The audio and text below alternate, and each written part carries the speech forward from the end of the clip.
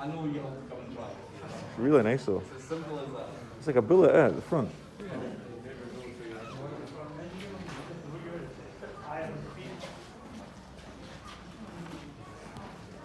No one is upsetting you, Brian. Right, I'll be back in a minute.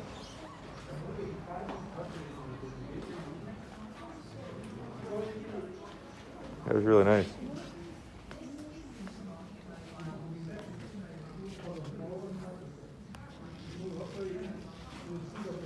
So what's the top speed of this? I've never had one flat out, to be honest. Probably we were keeping it to over 100 mile an hour.